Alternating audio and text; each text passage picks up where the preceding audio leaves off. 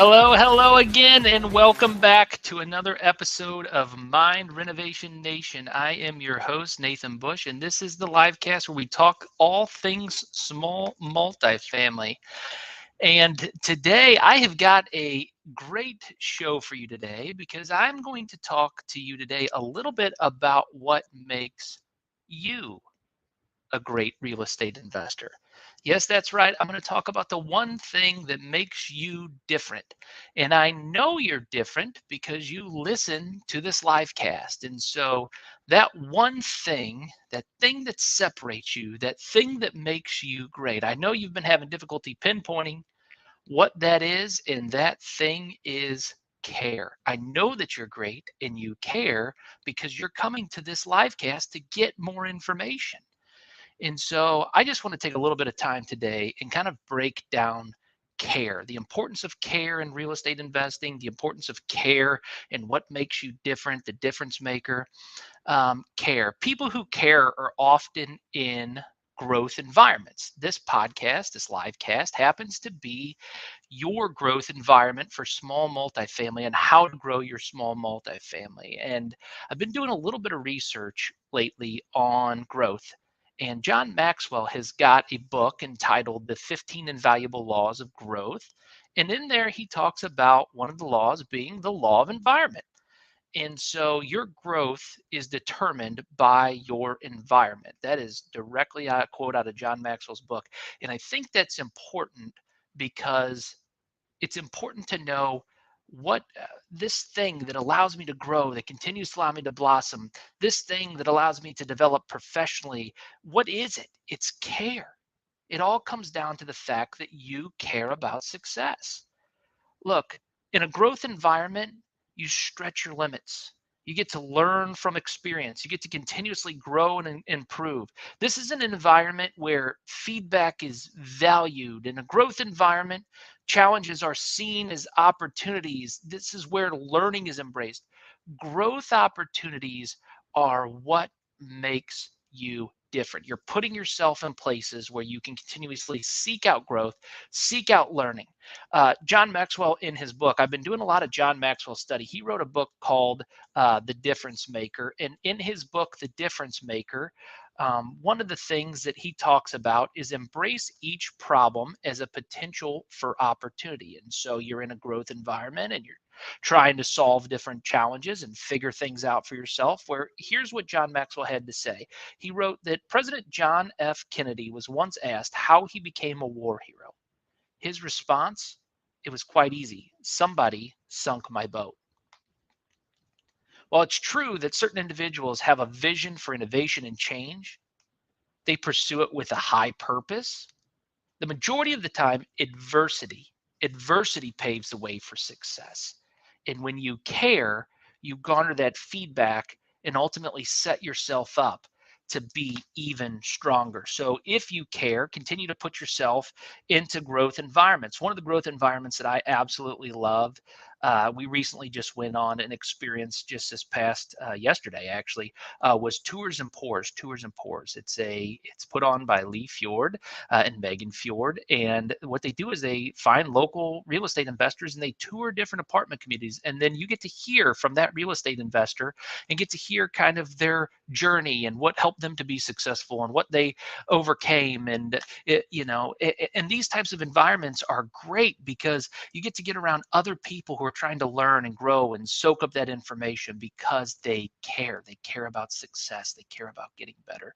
Another environment that I love to put myself in, another growth environment for real estate investors, if you're here local in St. Louis, is the St. Charles County Real Estate Investors Association. They meet the first Wednesday of every month, and they just do a deep dive on different topics and go through different opportunities to learn and grow and share and have conversation around what you can do in order to help you hit your real estate investing goals. And so these different growth environments, they give us these opportunities to get feedback, to be stretched, that we can sharpen our skills and get better.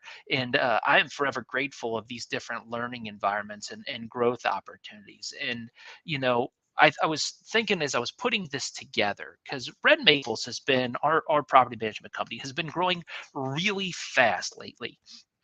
And some people have asked me, what makes you different? And that's where the topic of this talk came from.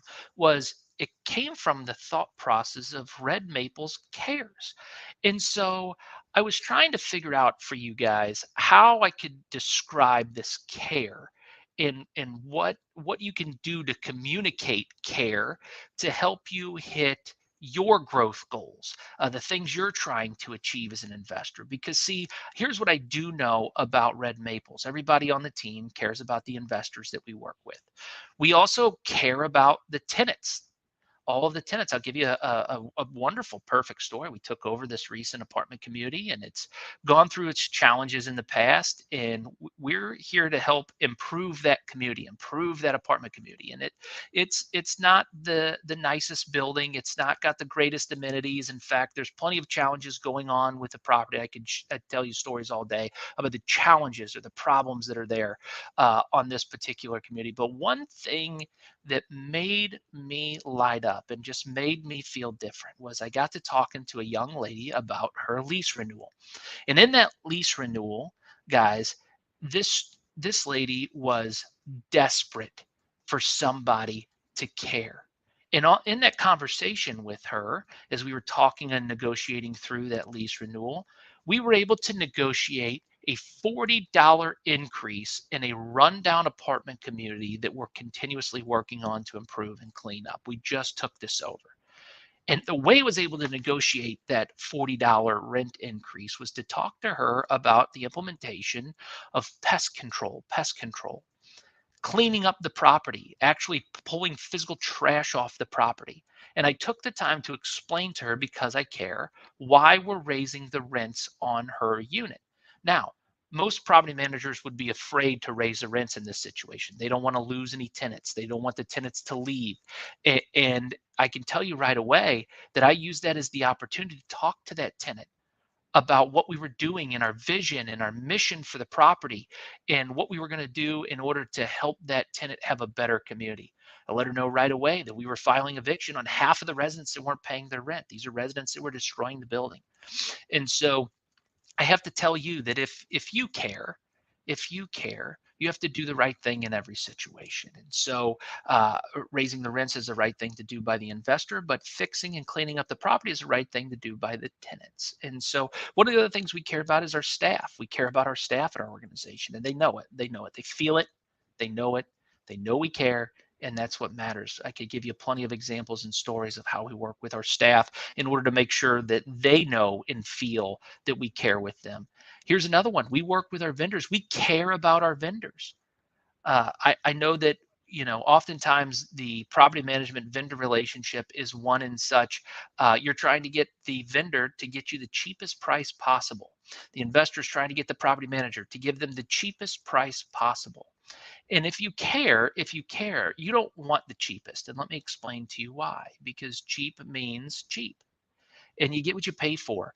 I've got a beautiful story about this and why you don't treat vendors this way. I happen to own a home, and in that home, we have a pool. And my wife and I decided a long time ago when we bought our house that we were going to buy a house with a pool because we wanted to share family experiences. We wanted to have that feeling of barbecuing around 4th of July. And we wanted our daughter to be able to play in the pool with her cousin and her friends. And it was really, that was just, we were thinking about family. We were thinking about friends. We were thinking about what we could give.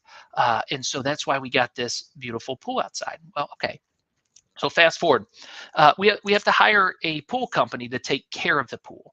And so we hire a local company, and they're fantastic. They do a great job. In fact, I have to tell you that the pool company that we hired, just for context, the guy sounded like Matthew McConaughey, which was kind of interesting. All right. I'll get along with this story, but Matt McConaughey did our pool school, and he taught us all about the mechanics of the pool. But one of the things that we did not learn very well, because we didn't retain the information all that well, was about the chemicals, how to maintain the chemicals. And so we utilize the pool company to clean the pool and deal with the mechanics and also deal with the chemicals in the pool each and every week. Well, one year I got a wild hair and I was going through personal finances and I was like, okay, what can we make some changes? Where can we make some improvements in our personal finances? And one of the areas I thought was maybe with this vendor relationship. Well, let's see what we can do. And so I called around to other vendors, found a reputable company, and I cut my price by almost one third. I cut my price by almost one third. Now you're thinking to yourself, wow, Nathan, what a smart decision. It's not always the good thing to do. See, what ended up happening is that that company came out, they opened our pool. They did a fantastic job. They did a great job, in fact, opening the pool. They showed up on time, did what they were supposed to, polite and professional. But then the cleaning started to come in the week when they were supposed to start cleaning our pool. And the challenge is that they had scheduled so many pool openings, I guess maybe because they were that much expensive compared to some of the other pool cleaning companies. They had so many pool openings, excuse me, that they actually couldn't get to our cleaning service. Now, I'm so used to working with vendors, so it's okay. I gave them a phone call and let them know, like, hey, you guys missed this week. You charged me for this week. You're supposed to be out to clean the pool. And they told me about how they had pool openings and that it was backing them up. And I was very patient with that. And so the second week had come around, and uh, guess what? No show. So I called them right away. They didn't show up on the day that they were supposed to. And what did we do?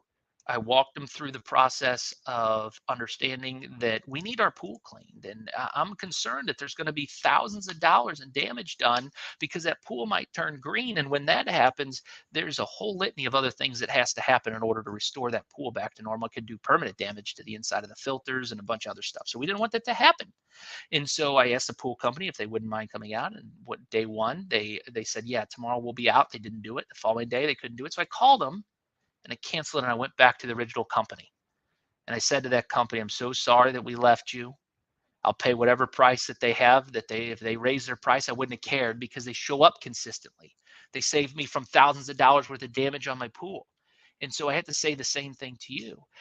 You don't always get the best value when you go with the cheapest service. And so from the pool cleaning company standpoint, we are very grateful for a company that cares and is consistent. And so at Red Maples, we defined care and we decided to put together this information for you to share with you how we care, how Red Maples cares. So we do care. So what are those cares? The first one is communication with compassion. So when we talk about care, the first C stands for communication, but we do it with compassion. And we chose communication with compassion to kind of define who we are in our organization because here's why. Compassion is sympathetic. It's a sympathetic consciousness of others' distresses, Uh, and so you're sympathetic and you're conscious of others' distresses together with a desire to alleviate it. A desire to alleviate it.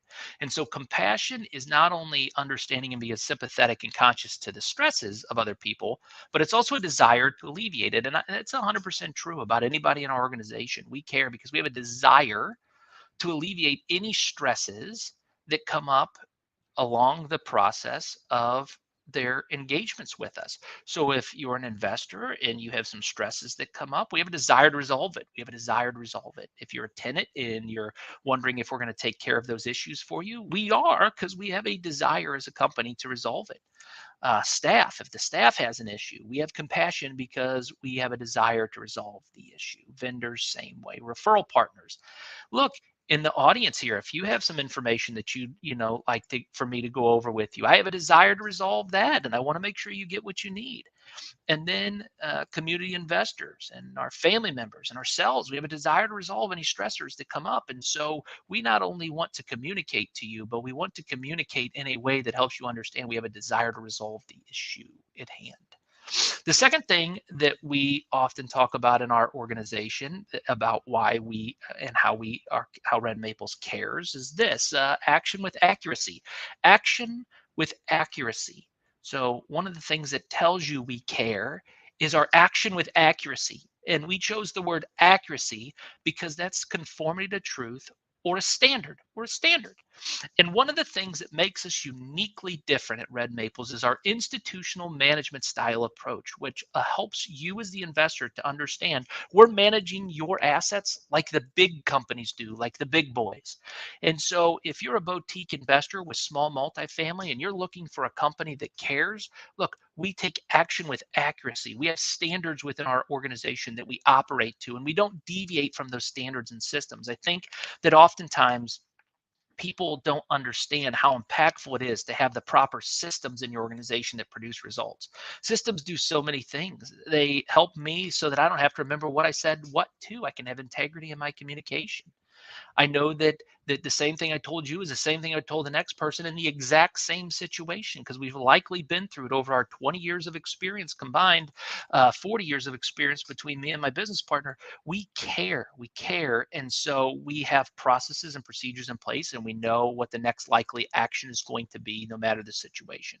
And if it's not my situation to deal with, the business partner definitely has those situations. So action with accuracy. You have to take action, but you have to do it to a standard. You have to keep to and maintain those standards. Don't cut corners. Don't cut corners. All right. The next thing in our organization is respect with doing the right thing, doing the right thing. And we chose the word right to be the second R in care, or the third R in cares here.